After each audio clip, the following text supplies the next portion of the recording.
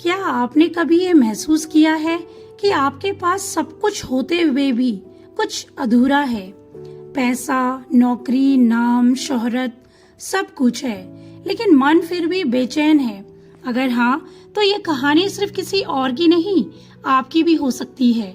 नमस्कार साथियों, स्वागत है आपका मेरे चैनल बुक नूब पर, जहां हम बताते हैं बुक से जुड़े कुछ ऐसी लाइफ लर्निंग बातें जो हमें जरूर सीखनी चाहिए, और इनको सीखने के बाद आप खुद में बड़ा बदलाव देखेंगे। आज मैं आपको एक ऐसे इंसान की कहानी सुनाने जा रही हूँ जो अपनी जिंदगी में सबसे ऊंची चोटी पर पहुंचा था, लेकिन फिर भी अंदर से पूरी तरह खाली था। उसका नाम था जूलियन मेंटल, एक नामी वकील, करोड़ों की दौलत, बड़ी फरारी लाल कार, आलीशान बंगला, लेकिन एक दिन कोर्ट रूम में ही गिर गया और उसी दिन उसने फैसला लिया सब कुछ छोड़ देने का। हाँ, उसने अपनी फरारी बेची और निकल पड़ा एक ऐसी यात्रा पर जहां उसने खुद को पाया। भारत की पवित्र वादियों में, हिमालय की ऊंचाइयों में उसे मिले शिवाना के संत, जिन्होंने उसे सिखाया सच्चा सुख बाहर नहीं अंदर है। ये कहानी कोई साधारण कहानी नहीं है, ये एक झटका है आपकी आत्मा को, जो आपको जगाएगी, सोचने पर मजबूर करेगी और शायद आपकी जिंदगी भी बदल दे।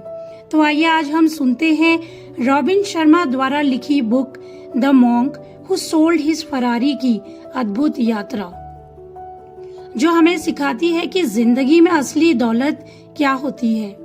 ध्यान से सुनिए, क्योंकि ये कहानी सिर्फ बुक की नहीं, आपकी है। तो आइए अब इस अद्भुत यात्रा का पहला कदम रखते हैं। ये है चैप्टर 1, द वेकअप कॉल, यानी जागने की पुकार। कहानी की शुरुआत होती है जूलियन मेंटल नाम के एक सफल वकील से, जो अमेरिका के सबसे अमीर और मशहूर वकीलों में से एक है।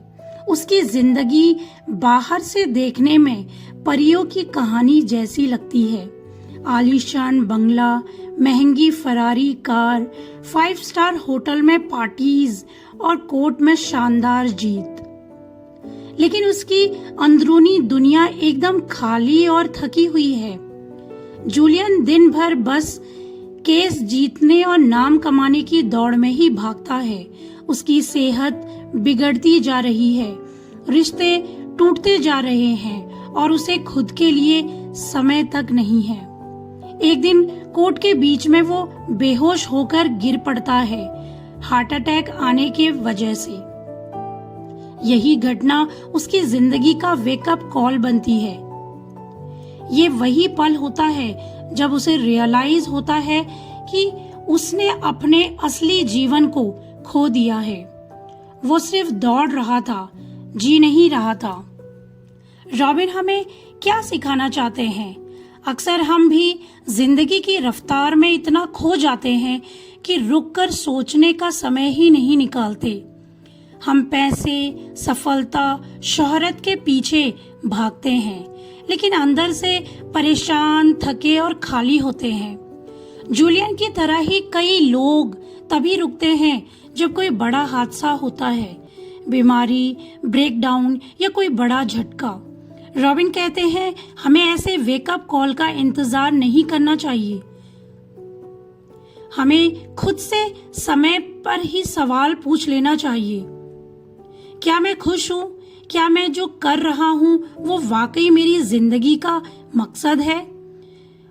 हम बात करते हैं एक one of the best example के साथ। सोचिए एक मोबाइल फोन जो हर वक्त काम कर रहा है, कॉल, इंटरनेट, गेम, कैमरा, लेकिन अगर आप उसे चार्ज ना करें तो वो एक दिन बंद हो जाएगा। हमारा मन और शरीर भी ऐसा ही तो है। अगर हम सिर्फ उसे इस्तेमाल करते रहें और कभी खुद की केयर ना करें तो एक दिन हम भी अंदर से टूट जाएंगे। चैप्टर 1 हमें एक जरूरी सीख देता है। रुको, सोचो और देखो कि क्या तुम सच में जिंदा हो या बस दौड़ रहे हो। जूलियन की बेहोशी सिर्फ उसका गिरना नहीं था, वो था एक संकेत, जागो, इससे पहले कि तुम बहुत पीछे हो जाओ या बहुत देर हो जाए। अब हम बात करते हैं चैप्टर 2 के बारे में, द मिस्टीरियस विजिटर्स। जूलियन की वापसी और नई ऊर्जा। 3 साल बीत चुके हैं और किसी को नहीं पता कि जूलियन मेंटल अब कहाँ है। वो इंसान जो कभी शहर का सबसे चमकता सितारा था, अब उसका नाम भी लोग धीरे धीरे भूलने लगे हैं। लेकिन एक दिन एक शांत और आत्मविश्वासी चेहरा जॉन के ऑफिस में दाखिल होता है। चेहरे पर गहरी मुस्कान, आंखों में संतोष और शरीर से ऐसी रोशनी जैसे वो किसी योगी की तरह चमक रहा हो। कोई यकीन नहीं करता कि ये वही जूलियन है जो कभी जॉन के साथ काम करा करता था। कोर्ट में गुस्से से चिल्लाता था, तनाव में डूबा रहता था और अपनी फरारी में घूमता था। जॉन चौंक जाता है, ये कैसे हो सकता है? जूलियन मुस्कुरा रहा है। मुस्कुराकर जूलियन कहता है, मैं अब वो नहीं जो पहले था, मैंने खुद को पा लिया है। फिर वो बताता है कैसे उसने अपनी सारी दौलत, कार, बंगला सब बेच दिया और निकल पड़ा भारत की आध्यात्मिक यात्रा पर, जहां उसने हिमालय में शिवाना के संतों से वो ज्ञान पाया जिसने उसकी पूरी सोच, जीवन और आत्मा को बदल दिया। ये चैप्टर हमें एक जोरदार संदेश देता है, बदलाव पॉसिबल है। कोई भी इंसान, चाहे वो कितना भी टूटा हुआ क्यों ना हो, अगर सच में खुद को बदलना चाहे तो वो पूरी तरह से नया बन सकता है। जैसे किसी बंद सूखे पौधे में अचानक बारिश की बूंदें पड़ जाए और वो फिर से हरा हो जाए। जूलियन अब सिर्फ एक वकील नहीं रहा, वो अब एक संदेश वाहक है, एक मिसाल है, और यही तो असली चमत्कार है। अब हम बात करते हैं chapter 3, the miraculous transformation of Julian Mantle. Julian Mantle का चमत्कारी परिवर्तन कैसे हुआ? जब जॉन जूलियन को फिर से देखता है तो वो केवल हैरान नहीं होता, वो हिल जाता है। जूलियन अब पहले जैसा बिल्कुल भी नहीं रहा। उसकी आंखों में गहराई है, चेहरे पर संतोष है और उसके हर शब्द में ऐसा आत्मविश्वास है जैसे उसने जीवन का रहस्य पा लिया हो। जूलियन अब ना तो उस फरारी वाले वकील की तरह बोलता है और ना ही उसकी चाल में वो पुरानी घमंड भरी तेजी है। अब वो शांत, सरल और गहराई से जुड़ा हुआ इंसान बन चुका है। जूलियन बताता है कि जब उसने वकालत छोड़ी तो शुरुआत में वो खुद को खोया हुआ महसूस करता था, लेकिन फिर उसने अपने भीतर झांकना शुरू किया।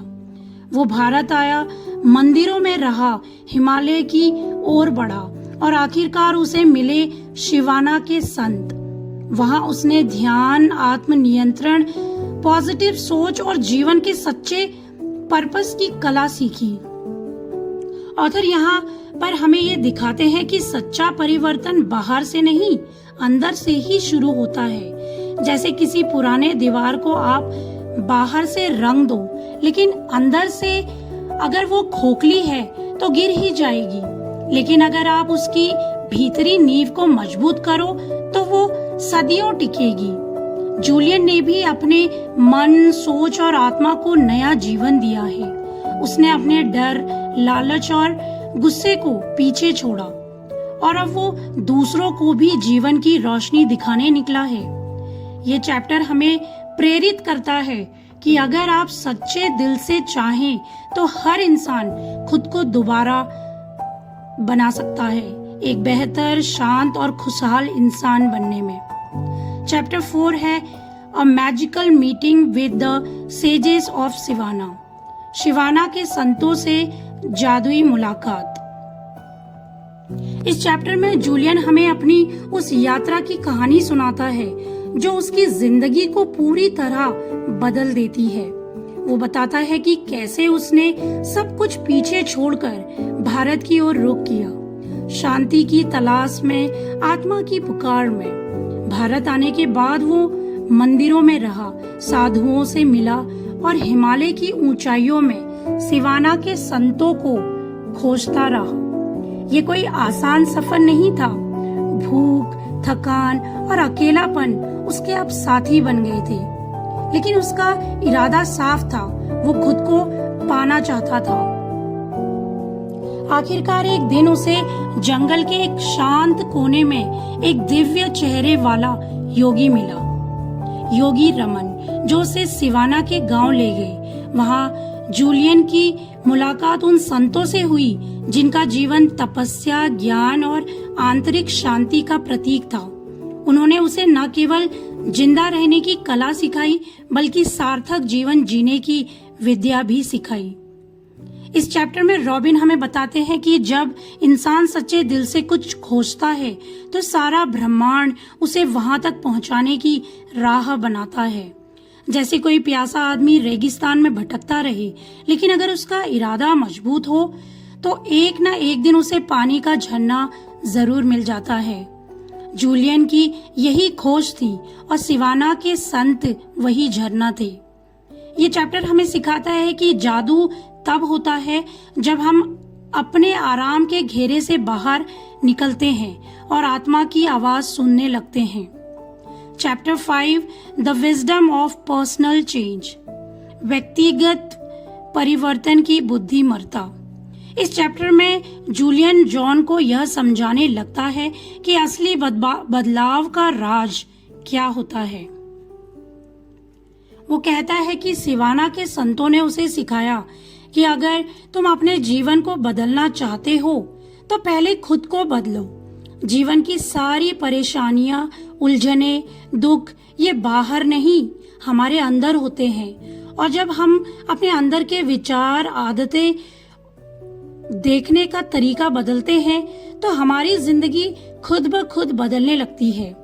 जूलियन कहते हैं कि अधिकतर लोग बस सोचते रहते हैं कि काश मेरी जिंदगी बेहतर होती, लेकिन वे कभी ठोस कदम नहीं उठाते। वो डरते हैं, टालते हैं और बदलाव से घबराते हैं। लेकिन सच्चाई यह है कि बदलाव बिना डर के संभव नहीं होता। संतों ने उसे सिखाया कि सेल्फ कॉन्फिडेंस कोई रातों रात होने वाली चीज नहीं है। यह एक धीमी लेकिन गहरी प्रक्रिया है जो अनुशासन यानी कि डिसिप्लिन और इरादे से होती है। एक बहुत ही अच्छा एग्जाम्पल दिया है जूलियन ने।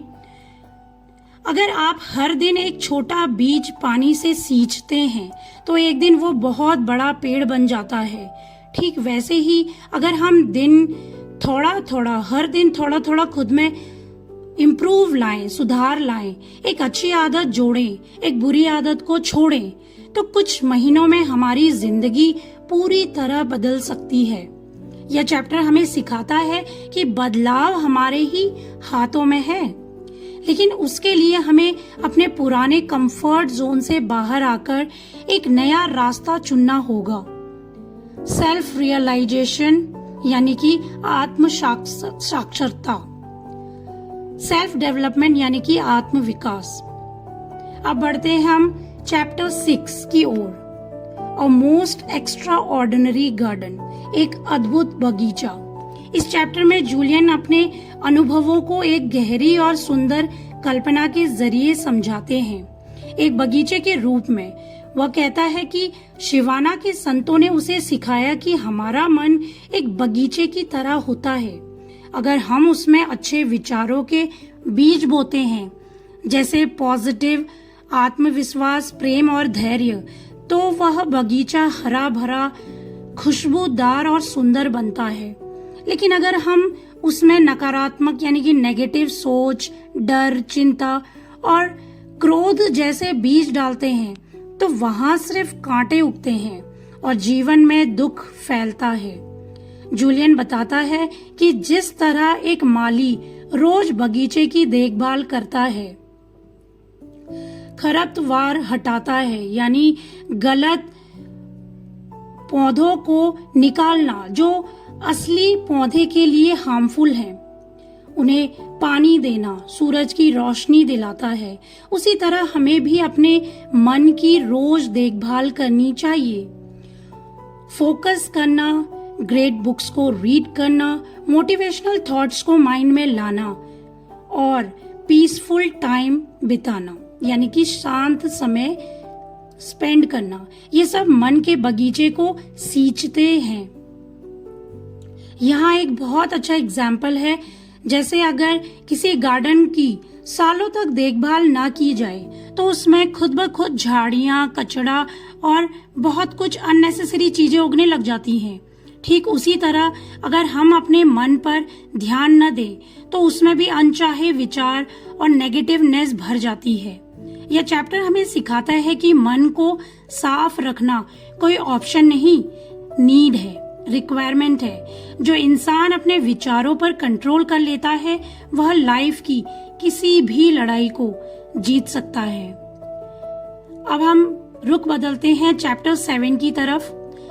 काइंडलिंग योर इनर फायर, अपने भीतर की आग को जगाना। इस चैप्टर में जूलियन हमें सिखाता है कि कैसे शिवाना के संतों ने उसे अपने जीवन का असली पर्पस ढूंढना सिखाया। वो कहते हैं जिस दिन इंसान यह जान लेता है कि वो इस अर्थ पर क्यों है, उसी दिन उसकी असली जिंदगी शुरू होती है।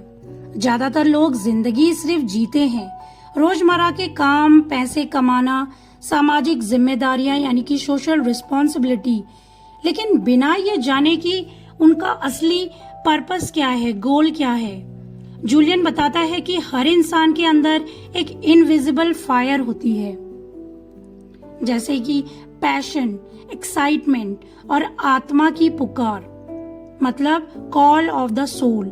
लेकिन जब हम लक्ष्यहीन जीवन जीते हैं तो वो आग धीरे धीरे बुझने लगती है। सिवाना के संतों ने उसे सिखाया कि लक्ष्य के बिना जीवन वैसा है जैसे बिना पतवार की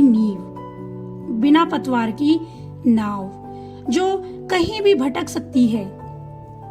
यानी कि जो नाव चलाता है अगर वही उसमें ना बैठा हो तो जो यात्री उस नाव पे सवार हैं वो इधर उधर भटक सकते हैं। इसलिए जरूरी है कि हम अपने जीवन के लिए एक स्पष्ट उद्देश्य तय करें, कोई ऐसा गोल जो हमारे दिल को छूता हो, जो हमें सुबह उठने के लिए मजबूर करता हो, उत्साहित करे।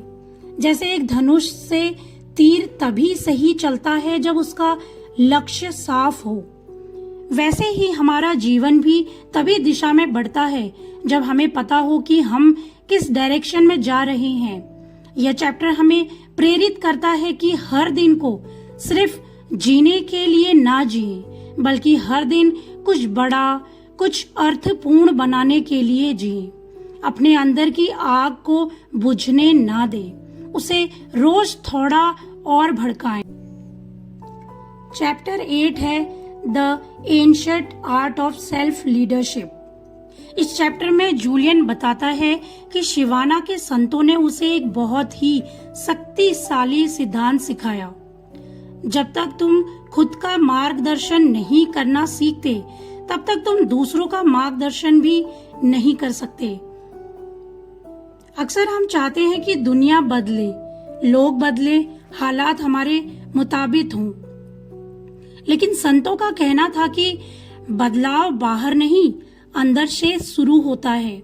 सेल्फ लीडरशिप का मतलब है अपने जीवन की जिम्मेदारियां खुद उठाना, अपने विचारों, आदतों, भावनाओं और फैसलों पर खुद का नियंत्रण रखना, खुद का कंट्रोल होना बहुत जरूरी है। जूलियन ने सीखा कि एक महान नेता बनने से पहले एक श्रेष्ठ इंसान बनना जरूरी है। उसने ध्यान, साधना और खुद के साथ समय बिताकर अपने अंदर के डर, गुस्से और भ्रम को समझा और उन पर जीत पाई। एक डीप एंड ब्यूटीफुल एग्जाम्पल से समझते हैं। मान लीजिए आप एक गाड़ी चला रहे हैं, लेकिन स्टीयरिंग कोई और ही पकड़ बैठा है, तो क्या आप गाड़ी सही दिशा में ले जा सकते हैं? नहीं। ठीक वैसे ही अगर हमारी जिंदगी की स्टीयरिंग हमारे मूड, आदतें या हालात चला रहे हैं तो हम कभी अपनी मंजिल तक नहीं पहुंच सकते। सेल्फ लीडरशिप का मतलब है अपनी जिंदगी की ड्राइविंग सीट पर खुद बैठना। यह चैप्टर हमें सिखाता है कि अगर हम रोज खुद को थोड़ा और बेहतर बनाएं, खुद से ईमानदारी से बात करें और सेल्फ कंट्रोल रखें, तो हम न केवल एक अच्छे इंसान बनते हैं बल्कि दूसरों के लिए भी प्रेरणा बन सकते हैं। चैप्टर 9 है द पावर ऑफ डिसिप्लिन, अनुशासन की शक्ति। इस चैप्टर में जूलियन बताते हैं कि कैसे डिसिप्लिन किसी भी महान जीवन की नींव होता है। सिवाना के संतों ने उन्हें सिखाया कि अगर इंसान अपने मन और शरीर पर नियंत्रण नहीं रख सकता, कंट्रोल नहीं रख सकता, तो वह कभी भी स्थायी सफलता या शांति नहीं पा सकता। अधिकतर लोग लाइफ में चेंजेस तो चाहते हैं, लेकिन उसके लिए जरूरी नियमितता मीन्स रेगुलरिटी और अनुशासन मीन्स डिसिप्लिन से डरते हैं। जूलियन कहते हैं कि सफलता, आत्मज्ञान और सच्ची खुशी सिर्फ उन्हीं को मिलती है जो हर दिन एक छोटे कदम से शुरुआत करते हैं और उसे लगातार दोहराते हैं। संतों ने उन्हें एक साधारण पर पावरफुल तरीका दिया। हर दिन खुद को थोड़ा चैलेंज करो। यहाँ एक शानदार एग्जाम्पल आता है। सोचिए, एक मिट्टी का दीपक है जिसमें धीरे धीरे घी डाला जाए और बाती को समय समय पर ठीक किया जाए तो वो दीपक रात भर शांति से जलता है। लेकिन अगर आप एक ही बार में ढेर सारा घी डालकर उसे जलाना चाहें तो वह जल्दी जलकर खत्म हो जाएगा। जिंदगी भी वैसी ही है। छोटे कांस्टेंट यानी कि स्थिर, अनुशासित यानी कि डिसिप्लिन स्टेप से ही आप लंबे समय तक चमक सकते हैं। शिवाना के संत हर दिन सूर्योदय से पहले उठते हैं, ध्यान करते हैं, शरीर पर अपनी अभ्यास करते हैं और एक डिसिप्लिन जीवन जीते हैं। यही उन्हें भीतर से मजबूत बनाता था। यह चैप्टर हमें सिखाता है कि अगर हम हर दिन थोड़ी देर के लिए खुद पर काबू रखें, आदतें बनाएं और अपने वक्त को सही डायरेक्शन दें, तो धीरे धीरे ग्रेजुअली हम भी वही शांति और सफलता पा सकते हैं जिसकी हमें तलाश है।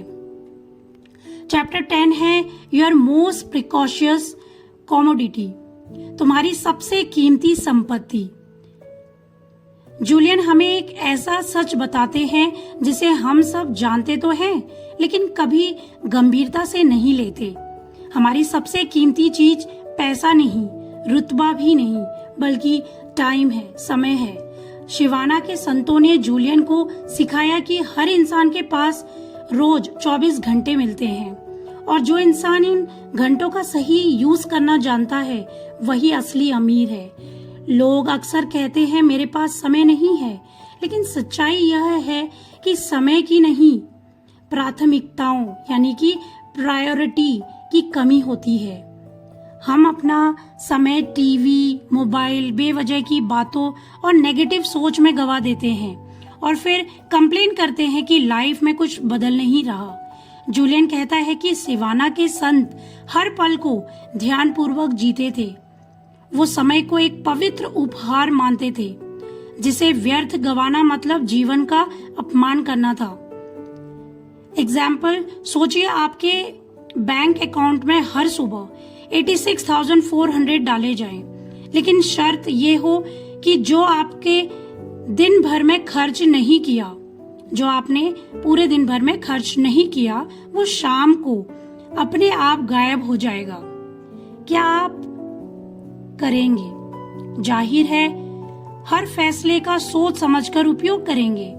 अब सोचिए हर दिन में 86,400 सेकेंड्स मिलते हैं, लेकिन क्या हम उनकी उतनी वैल्यू समझते हैं?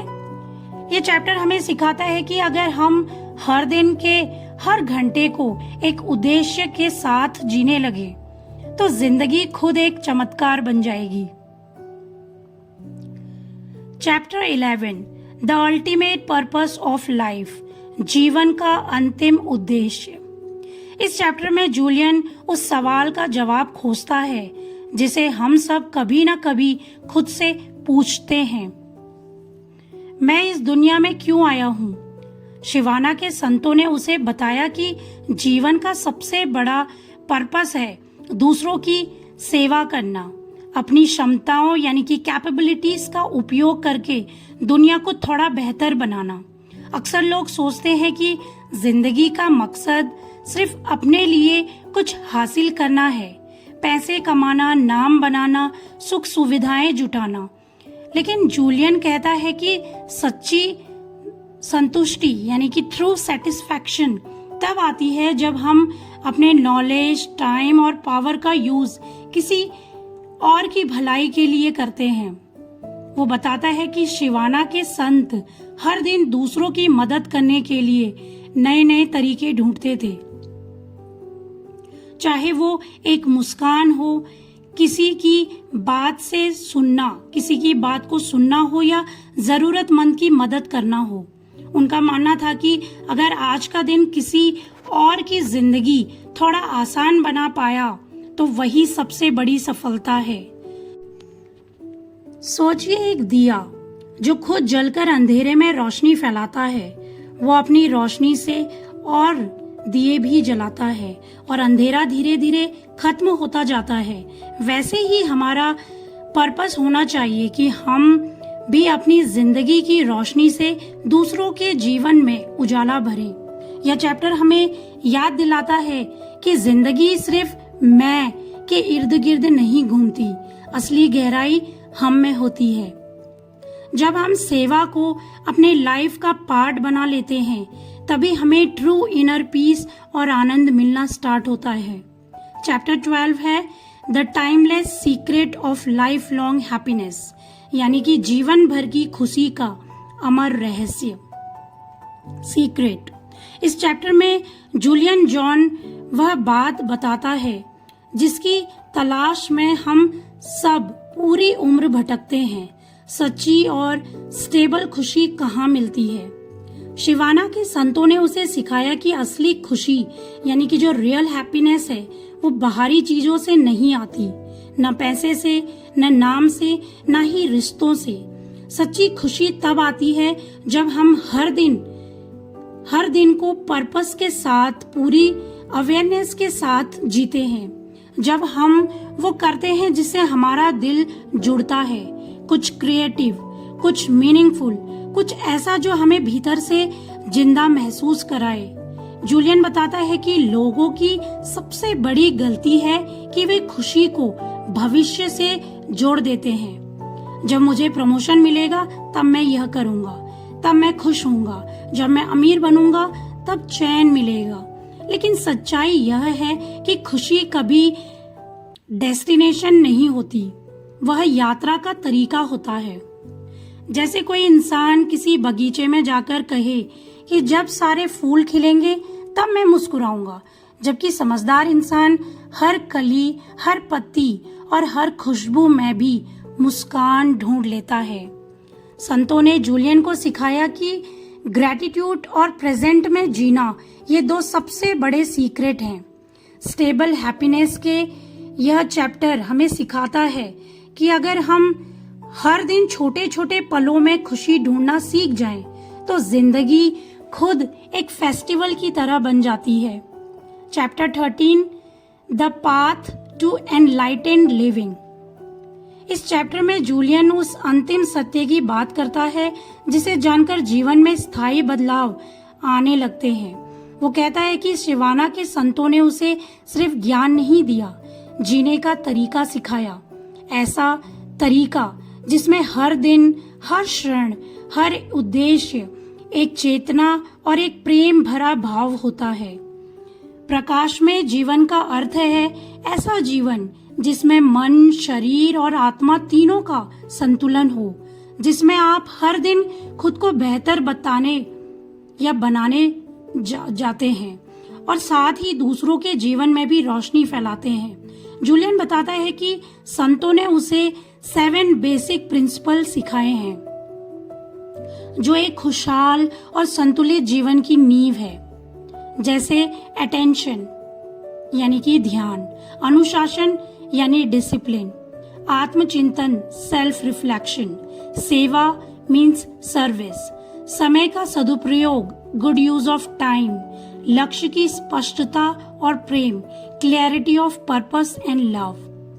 जैसे सूरज हर दिन उगता है लेकिन वो किसी से कुछ नहीं चाहता, वो बस देता है रोशनी, गर्मी, ऊर्जा।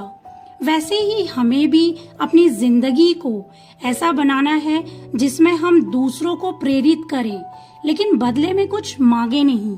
यह चैप्टर हमें सिखाता है कि लाइफ का पर्पस सिर्फ जीना नहीं बल्कि ऐसा जीना है जिससे औरों की लाइफ भी रोशन हो।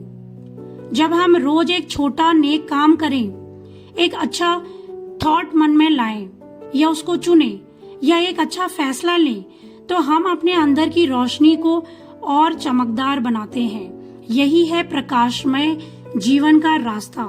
एक दिन में एक कदम। चैप्टर 14 है द अल्टीमेट गिफ्ट, यानी अंतिम और सबसे महान उपहार। लास्ट चैप्टर में जूलियन अपनी पूरी यात्रा का सार जॉन के सामने रखता है, एक ऐसी सीख जो सिर्फ ज्ञान नहीं बल्कि एक जीवन मंत्र है। वह कहता है कि शिवाना की वो साधारण सी जिंदगी जहाँ संत प्रेम, सेवा और साधना में लीन रहते थे, उसने उसे एक अलौकिक उपहार दिया है और वो उपहार है पूर्ण जागरूकता में जीना। अधिकतर लोग लाइफ को मशीनों की तरह जीते हैं, लेकिन जूलियन अब हर दिन हर लम्हे को पूर्ण रूप से जीता है, पूरे मन, पूरे दिल और पूरी आत्मा से। वो बताता है कि हमें ये समझना चाहिए कि हर दिन, हर सुबह और हर सांस गिफ्ट है। और जब हम अपने लाइफ को love, care, respect and purposefully जीने लगते हैं तो हम खुद भी वो गिफ्ट बन जाते हैं, दूसरों के लिए, इस दुनिया के लिए। मान लीजिए कि आपके पास कोई ऐसी चाबी है जो एक एक करके हर बंद दरवाजा खोल सकती है, दुखों का, डर का, उलझन का, अधूरापन का। तो आप क्या करेंगे? जूलियन कहता है वो चाबी हमारे ही अंदर है। वो है हमारे चुनाव, हमारे विचार और हमारा अवेयरनेस के साथ जीना। इस चैप्टर में ऑथर हमें छोड़ते हैं एक गहरी प्रेरणा के साथ कि हम सब एक मिशन पर हैं और वो है खुद को जानना, समझना और फिर उस ज्ञान से दुनिया को थोड़ा और सुंदर बनाना। तो साथियों, ये कोई साधारण कहानी नहीं थी, ये एक ऐसा सफर था जो बाहर से नहीं भीतर से तय हुआ। एक इंसान जिसने दौलत, शोहरत और सफलता के शिखर को छूने के बाद जाना कि असली अमीरी बाहर नहीं अपने अंदर होती है। मानसिक सुकून ही जीवन है। अगर आप खुद संतुष्ट नहीं हैं तो ना ही आप अपनी फैमिली को सेटिस्फाई कर सकते हैं, ना ही अपने कलीग्स को और ना ही दुनिया को। The monk who sold his Ferrari हमें ये याद दिलाती है कि जिंदगी सिर्फ दौड़ने के लिए नहीं है बल्कि रुककर सोचने, महसूस करने और जीने के लिए है। क्या हम भी अपनी फरारी बेचने को तैयार हैं? मतलब क्या हम अपनी भागदौड़, व्यर्थ की चाह और तनाव छोड़कर उच्च, सच्चे, शांत और उद्देश्य भरे जीवन की ओर एक कदम बढ़ा सकते हैं? अगर यस, तो आज से ही शुरुआत करें। हर सुबह खुद से वादा करें कि मैं अपने समय का सम्मान करूंगा, अपने मन का ध्यान रखूंगा और हर दिन को एक उपहार की तरह जीऊंगा, क्योंकि अंत में कोई नहीं पूछेगा कि आपने कितनी कारें चलाई। लोग बस यही याद रखेंगे आपने दिल कितनों के छुए। इस जीवन को कुछ खास बनाइए और उस रोशनी को दूसरों में भी बांटिए जो आपने इस बुक के जरिए महसूस की है।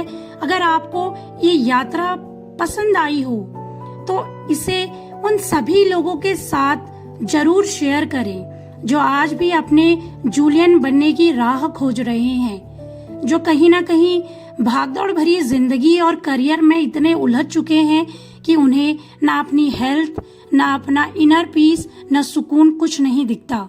अगर ये वीडियो पसंद आया हो तो लाइक करें, चैनल को सब्सक्राइब करें और बेल आइकन दबाएं ताकि अगली वीडियो आप मिस ना करें।